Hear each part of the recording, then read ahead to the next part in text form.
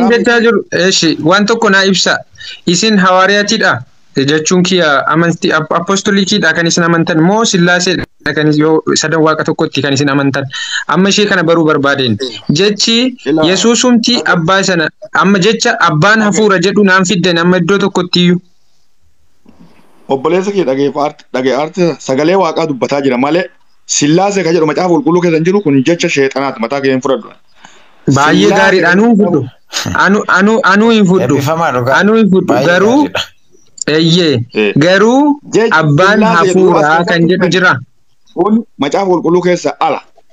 Wanta macaafa qulqulluu keessa hin jirre hin dubbadhu. Sillaasee jechuun sheexaanoochi naachuu. Beeknee bakkul. Xaa'oot nu. Haa ta'u rakkinni hin jiru. Nuti koo amma jechuun wanti ani dubbachuuf jedhe illee Abdul Karimiin hin dubbatiin kan hin jedhee fi waan hin beekne keessa lixxanii hin haasa'inaa jennaani tarii nuti waan hubanne irratti gaaffii gaafatamneef deebiin nuti kennine Yesuus ammallee ragaan ati nuu kennuu hin dandeenye wangeela Maatiyyoos hanga Yohaannisitti ofii isaatii kallattiidhaan ani waaqa jedhee bakka inni itti dubbate atillee nuuf hin kennitu nan beeka kana. Anis akkuma tamma jettu doktiriinii hawaariyaatii wajjin waggaa hedduun ture. Joovaa Witnesii yoo jette Joovaa Witnesii wajjin waggaa hedduun ture. Innaa just waan isaan itti amanan hundayyuu beekama wangeela keessatti Yesuus kallattiin akkas hin jenne. Abbaan hafuura isatti jette kana iddoo itti abbaan hafuura jedhe naaf iddootoon jedhee hin jiru. Yaaduma kee keessaa jette malee jechuudha. Yuusii amma nuti wanti rakkachaa jirru yaada keenya keessa waan dubbannu osoo hin taane wanta qabatamaatti wanta barraa'e directly kennuuf hin qabnu bakka amma. Ilaa wasi gaafadhu. Ishi. Ati mamaa jirtaa jecha macaafa qulqulluu mataasaa wanta itti amma gula deemtu kana wanta itti amanne gula deemaa jirta jecha. Gonkumayyuu akkas miti dhugaadha kun. Ani waaqummaa Yesuus ammallee hin fudhala. Ammallee nan amana macaafni qulqulluun ragaa baheera. Garuu waan hin beekne waan ati jetteef xiqqoo isheen ragaame. Macaafa qulqulluu keessa ati Qorontos baafte. Filiippisius itti aansite. Dhageeffadhu gaa. Macaafa beekuuni mootummaa waaqas hin galchu. Hayya haa ta'u rakkinni hin jiru. Rakkinni hin jiru amma jechuun kiyya hin beektanii jettee isatti haasofteef hin jedha amma koo lakki amma intini ta'uuf miti barri dhugaa borraa na hubadhu positively an kan jechuu jiru otooti ragaanaa kennitee bara naanuu na fayyada borittiin warra kana rukutaani dhugaa rabbii jecha Yesuus kallattiidhumaan. Tolosa no. Tolosa wanta dogoggorre specify haa godhu toli. Kanaafi bari gadu dubbitinaa kan jedhe sanatti obborooni mee specify nuuf haa godhu. Ilaalla nullee nutis uf ilaalla bakka itti dogoggorre yoo jiraate obboraan nu tuqiitii hin ilaalla yookiin waan siin jennu qabna akkas goonii gabaabsina. Dhageeffadhu gaashe. Maarqoos boqonnaa 12 lakkoofsa 29 naa dubbisime. Obboleessi kiyya Tolosa. Okay, 12:29 si dubbisa eeyyee rakkinni hin jiru. Maarqoos 12:29. Okay, ishi. Jecha Yesuus dubbate tokko Israa'eliin akkas jedhe. Yesuus deebisee inni hundumaarra caalu dhagee yaa Israa'el gooftichi Waaqayyo keenya kophaa isaa gooftaadha jedha.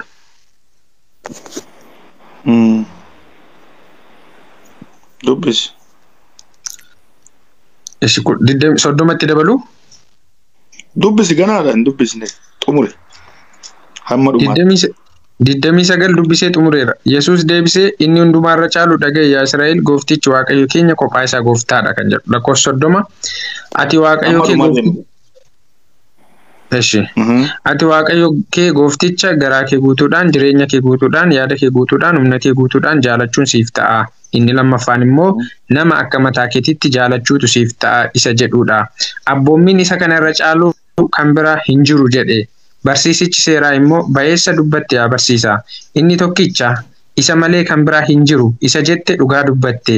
Isas garaa guutuudhaan qalbii guutuudhaan humna guutuudhaan jaalachuun nama akka mataa ofiitti jaalachuun guutummaa qalma gubamuu fi aarsaa hundumaarra guddaa hin caala jedheen. Ogummaadhaan akka inni deebiseef yoom galatoom. Maan jedhe yaa Israa'eli dhaga'i. Gootichi kee Waaqayyooni waaqa tokkicha kun seera jalqabaa jedha. Humna kee guutuudhaan, qalbii kee guutuudhaan, qaama kee guutuudhaanii maan godhi jaaladhu. Yookiin fudhadhu yookiin amantiisa yoo fakkeenyaaf waaqummaa isaa of keessaa deebii isaayyuu hin qabne amma macaafa qulqulluun kun jalqaba hamma xumuraa waa'ee nama biraa haasa'u yoo macaafa sirriitti hubanne teete waan Yesuus qofa dubbata. Oborraa dhageessaa. Wanni jechaa jirru. Mee Abdul Karim daqiiqaa lamaan sadan tokko nuuf kenne dhiisi bakka rakkin hin jiru. Hanga feetan rakkoo. Amma egaa rakkoon jiru oborra dhiifama garuu gidduutti sin kutu waa'ee Yesuus haasaa jenna haa ta'u. Yaa Israa'el dhaga'i gooftichi Waaqayyo keenya kophaasaa gooftaadha kan jedhame kun eenyu? Yesuusii? Yesuusii. Yesuusidha? ጌታ አምላክ አንድ ጌታ ነው። ጌታ የተባለ ማን ነው? ኦኬ በጣም ጥሩ ጌታ አምላክ ይላል። እሺ ዋን ኢየሱስን በፍጹም ልብ በፍጹም ነፍስ ውደድ። ሶ eenyutu jedhe kana eenyudha amma eenyudha waaqni tokkichi kun? Yesuusidha. Wangeela Yohaannis 17:3 deemeen dubbisame. Dubbis. Eeshi. Rakkoon maal jedha Yesuus? Abbaatiin maal jedha dhagee? Abbaatiin si Waaqayyo isa tokkicha isa dhugaa Yesuus Kiristoos isa ati ergites beekuun isaanii jireenya bara baraati jedha Yesuus. Innaa si Waaqayyo isa tokkicha isa dhugaa jedha abbaatiin. Achi booddee Qorontoos duraa boqonnaa 8 lakkoofsa 6 dubbisame. Dhagee akkas jedha ishee. Nuuf garuu Waaqayyo tokkichatu jira innis abbaa isa waa hundumaa uume isa nuyi maqaa isaatiif jiraannu akkasuma gooftaa tokkichatu jira innis Yesuus Kiristoos isa wanti hundumtuu ittiin uumame isa nuyi ittiin jiraannu jechuutiin Waaqni tokkichi abbaa jedheeti specify godha. Kanoo akkamitti hubanni? Abbaa jechuun maal menatte? Yesuus abbaadha moo abbaa miti menatte? Yesuus abbaadha? Abbaa moo abbaa miti? Abbaa lafa kanarratti abbaa namoota hundumaati. Abbaa uumama hunduma hin beeka. Kan Yesuus abbaa jechaa jiru garuu qaama kan biraatiin. La. Dogoggortee tammallee. Filiphos abiin asaayeen dhage. Filiphos anta Filiphos yini yaa'il zemen ከእኔ ጋር ስትኖር አታውቅምኝምን? እሱማን መሆኑን በጣም ጥሩ ቀጥሎ ያለውስ አብ ከኔ እኔ ውስጥ እንዳለ እኔም በአብ ውስጥ እንዳለው እሺ ባይገር በእኔ የሚኖር አብ እሱ ስራውን ይሰራል። በእኔ የሚኖር እኔ የምናገረው ቃል ከራሴ አይደለም። በእኔ የሚኖር በስጋ ሰውነቱ በተገለጠበት ሰውነት ውስጥ ያ ስጋው እንኳን ምድራዊ አይደለም፣ ሰማያዊ ስጋ ነው። የማይበሰብስ የማይሞት ነው። ያ ደግሞ መለወጥ የሚችል ፈከኛ ማቴዎስ በቆና ዲደም ለመላኮስ አፍሩ ጉባኤ ማን ጌታ ጌታዬን ጠላቶቼ የእግሬ መርገጫ እስኪያደርግ ድረስ በቀኝ ተቀመጣል። ዳዊትስ ጌታ ብሎ ከጠራ እንዴትስ ልጅ ይሆናል? ከዛች ቀን ጀምሮ ፊቱ ሊቆምና ሊደፍር የሞከረ ሰው የለም፣ ሸሻል። ኢየሱስ ጌታ ብሎ ዳዊት ጌታ ብሎ ከጠራ እንዴት ልጅ ይሆናል? የዳዊትን ቃል ነው የተናገረ ኢየሱስ። ምን ማለት ነው ይሄ? ኢየሱስ አላመንኩም አምላክ መሆኑን አልተቀበልክ አንተ ለራስ ለነፍስ ኢየሱስ ገና ሁለተኛ ሰው ነው እያደረክ ያለው። እንደዚህ በጣም ጥሩ። እሺ ኦቦራ ፕሊዝ ና ዴቢሲ ከነ ኢየሱስ ኤኙን ከደቻ ጅራዳ ያ አባ ጀዴ መታው መሳቲን ከደታ ተመስኪ ኢላ ፕሌዘጊያ አመለ ኢየሱስ ዋቀ ብራ ከደታ ዋንጀቱን ተፈካተ akati herrega jirtu akkas rakko hin qabu garuu eenyuun kadhata inni naa ibsi rakkina qabu mataa'u masaa kadhateetiin nu goomsa moo akkam dhageeffadhu gaa waaqni dhiisu jecha kanatti hin fayyadamu ani lubbuuti yalleen sodaadha ani waaqa na gowwoomsitan jechuun danda'u maali ree mata abbaanis isuma yoo jette inni garuu yaa abbaa jedhee kadhachaa jira of kadhatamoo akkamidhaa dhagaafin dhageeffadhu ergamoota waaqaa hindursitu wayyooti waaqaa sun si dursu wayyoota waaqaa itti dubbate itti ragaatti ba'ee harka isaatiin fayyisee argeera. Ati immoo nama duuba san dhufe lammata immoo wayyicha waaqaa Yesuus akka wayyichaachi wayyicha ta'ee mul'ateera akka waaqaatti waaqa ta'ee mul'ateera du'as injifatee namas Si'ool keessa ol baasee jireenyatti kennee biraa deema. Kana jechuun waaqi foon mul'ate. Ximaatos boqonnaa 3:16 yoo dubbifatte እግዚአብሔር በስጋ መገለጡን መጽሐፍ ቅዱስ ይናገራል። Gaaffii koo naa deebisi borra please. Eenyumaan kadhachaa turedha inni? Of kadhachaa ture moo nama biraa kadhachaa ture? Nama biraa kadhatu hin jiru. Ofuma kadhate. Okay, ammas gaafii qaba qoy. Toli bakka qoy. Gaafii tokkitti bicha gaafannee adda baafannaa bakka yeroo biraa mari'annaa oborraa gaafiin takkattiin si gaafadhu yeroo Yesuus cuuphamu kana jechuun I think yoo dogoggoruudha baadhi Maatiyos boqonnaa 3 keessa yeroo Yesuus cuuphamu Yesuus cuuphamaa ture sagaleen immoo waaqarraa dhageessise kun ilma koo tokkicha isa dhaggeeffadhaa kan jedhu ture. Hafuurri qulqulluun immoo bifa gugeetiin dhufee Yesuus irra qubate. Inni waaqa keessaa sagalee dhageessise eenyuuni? Yesuus laakunooti. Abboleessi karaa fagoo jirtani akka kanaaf namoota wajjin dubbachuudhaafis isin rakkisa dhugaa dubbachuudhaaf. Jalqaba Yesuus maal ta'uusaa yoo tokko deebista. Bakka tokkotti deebista. Bakka tokkotti waa wal fakkaata. Yesuus dhageeffadhu. Abbora takkatti miti si dabala bakka wal fakkaata. Nan dhagaa dhugaa. Na dhageeffadhu dhugaa. Gaaffii gaafatte. Obsi obboleessa koo. Obsi. Yesuus cubbamaa akka keetiitii yookiin akka kiyyaati jettee fudhatee ilaatti dogoggorteetta. Cuuphamsi Yesuus cuuphame cirqii lama faccame yookiin ilmaan nama barsiisu cuuphame. Suni cuuphansa Yohaannis harka cuuphame. Warri Yohaannis harka cuuphame hundisaa deebi'ee cuuphameera. Hojii ergamootaa rakkoo hin qabu amma waa'ee cuuphaa dhiisaa fi eenyu dubbatee miti. Sagaleen sun eenyu? Maal inni sagaleen sun? Sagaleen sun sagalee eenyuutiidha? Sagalee eenyuuti?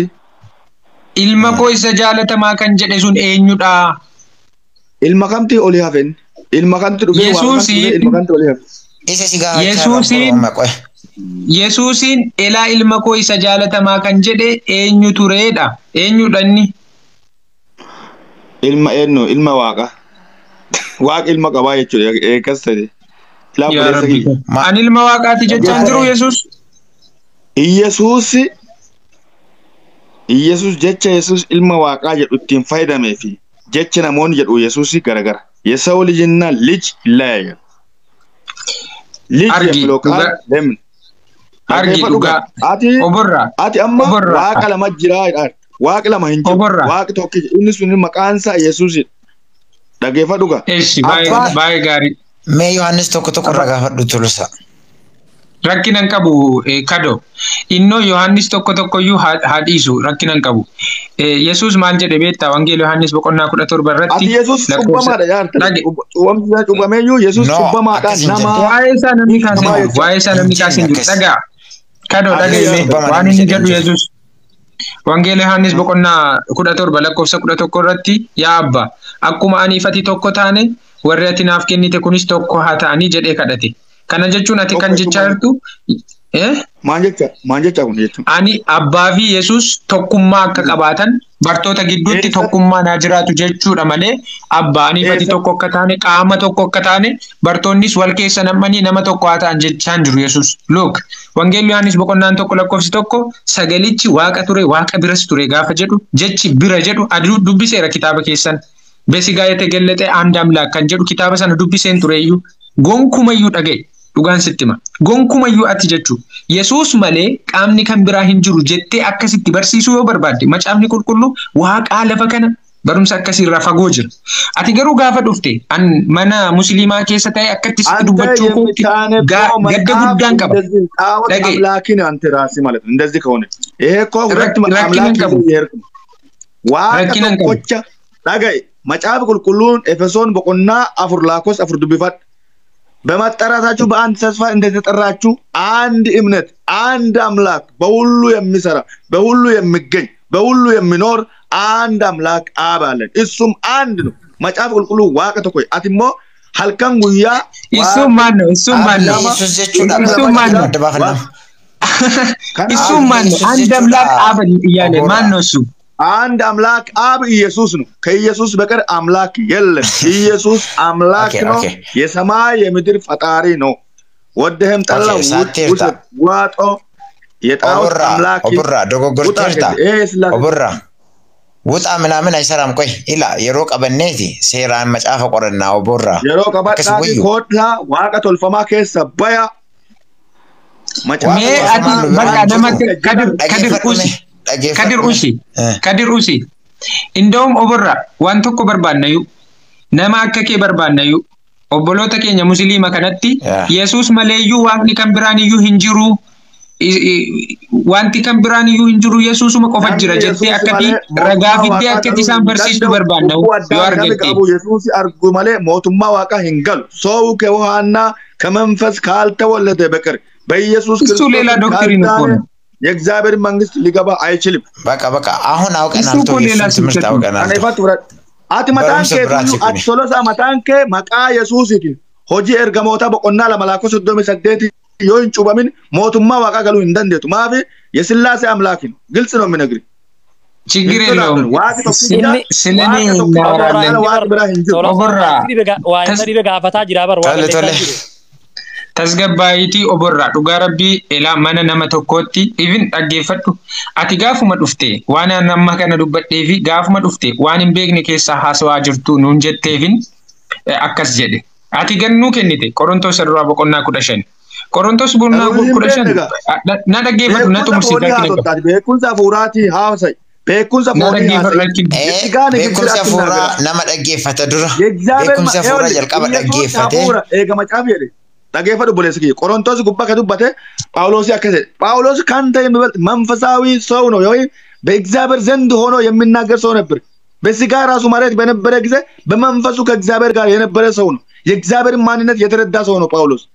ጳውሎስን ትንቃለህ እንዴ? እንደዛ ይባላል? የእግዚአብሔር ሰው እኔ እንደዛ አላልኩም። እውነቴ ኦቦራ ኦቦራ ማን ማሆኑ ካላወቅ መዳን አትችልም።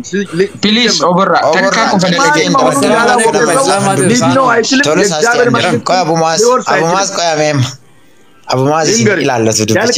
ኢየሱስ ኤኙ ተኡሳ ቤክ ዮ ኢየሱስ ማን ኤኑማ ኢየሱስ ነምን ቤን ሞቱማ ጀነር የርሙ ጋሉ